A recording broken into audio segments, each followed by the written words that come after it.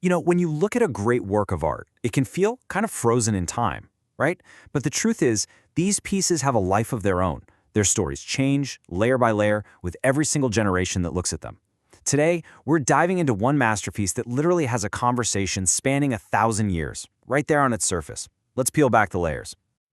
Okay, so here it is. This is Early Spring, painted by the master artist Kuo Hixi way back in the year 1072. I mean, this is considered a monumental achievement of Chinese landscape painting, this incredible vision of nature just waking up after a long winter, painted on a huge silk scroll almost 1,000 years ago. It is an absolute treasure. But I want you to take a closer look, because something here isn't quite right. This painting tells more than one story. What if I told you that a key feature, something you absolutely can't unsee once you know it's there, was added 7 centuries after the artist put down his final brushstroke? And there it is. See it? Up in the upper right corner? That's an emperor's poem and his bright red seal. This was added in the 18th century by the Qianlong Emperor, who just decided to write directly onto this priceless ancient silk. I mean, what a bold move. And that's the heart of our story today. Why on earth would he do that? To figure that out, we have to get inside the heads of 2 very different people who are now connected by this one object. First, we need to understand the artist who created this world, and then the emperor who came along and left his mark all over it. So, let's start at the very beginning. We're going back to the 11th century to meet the man who first brought this incredible world to life. So, meet Kuo Hixi. Now, he wasn't just any artist. He was basically the guy, the leading painter at the imperial court of the Northern Song dynasty. He worked for the emperor directly and was even the head of the Imperial Painting Academy. And his specialty? These massive, totally awe-inspiring landscapes. And what I find so cool is his philosophy. He didn't just see mountains as, rocks and trees. For him, they had moods, feelings. He actually wrote that spring mountains are serene and smiling. And you can feel that gentle, almost personal view of nature poured into every single brushstroke. Now, to create these smiling mountains and these totally immersive worlds, Kuo Hixi perfected this groundbreaking technique called the 3 distances. Think of him like a film director, using 3 different camera angles all at once to pull you right into the scene. Let me show you what I mean. First up, you've got high distance. Look at how your eye is just naturally drawn upward towards that towering central peak. The mountain seems to just float in the mist, which gives it this incredible sense of majesty and power. That's your first viewpoint. Next, Kuo Hixi uses deep distance. He invites your gaze to travel into the painting. You see those winding paths, the deep valleys covered in fog, the little hidden buildings? This creates this feeling of endless depth and discovery, like you could literally just step into the scene and go for a walk. And finally, he grounds the whole thing with level distance. Look at the foreground. You've got fishermen heading home, and then let your eyes gaze across the open plains to the mountains way off in the distance. This gives the entire scene a real sense of scale and reality. By blending these 3 viewpoints, he creates a world that feels both immense and somehow really intimate at the same time.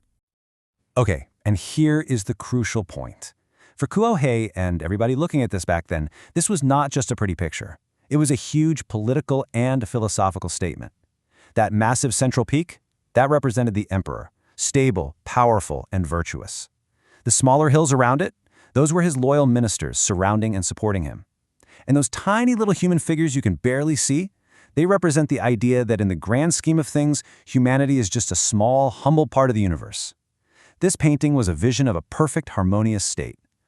And for centuries, that's what this painting was, a masterpiece of Song Dynasty philosophy. End of story. But then, a new character enters the scene.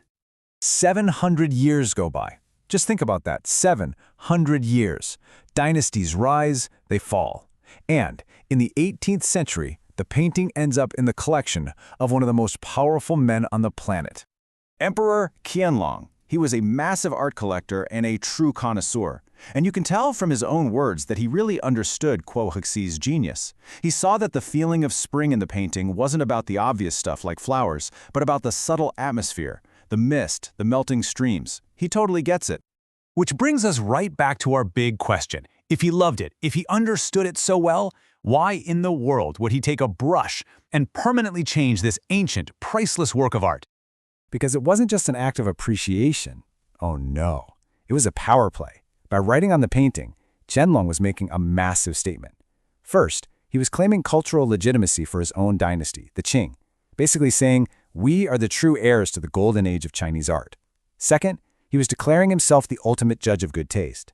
And third, he was showing that his imperial power was so absolute it could literally write itself over history. So what does this all mean for the painting itself? Well, suddenly it's not just one story anymore. It's a dialogue, a conversation between two powerful men across 7 centuries. You can really see how the painting's whole identity shifted over time.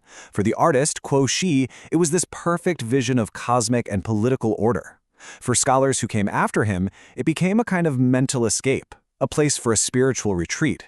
But for Emperor Qianlong, it became something else entirely, a symbol of his own imperial authority and cultural control. And so that one act by Qianlong fundamentally transformed the painting. It was no longer just a pristine work of art from the year 1072. It became a living document, a physical record of its own journey through time, carrying the mark of both its creator and its most powerful owner. And that brings us to today, where we get to witness this incredible conversation unfold right before our very eyes. So the story just builds and builds. It starts in 1072 with an artist's vision of perfect harmony. 700 years later, an emperor adds his voice, a layer of power and ambition. And now we get to see both at the same time, reading the painting not just as a single image, but as this amazing conversation between two different worlds.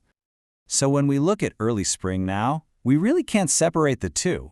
We see Kuo Shi's smiling mountains and his misty valleys, his perfect world. And right there, alongside it, we see Emperor Qianlong's bold, unmissable declaration of power. The artist's vision and the emperor's ambition forever intertwined on one piece of silk. Which leaves us with a really fascinating question to think about. I mean, the painting is arguably richer now, carrying so much more history than it did before, but it's also been fundamentally changed forever. It makes you wonder, when we add our own mark, our own interpretation to the past, are we just preserving it, or are we actually changing it into something completely new?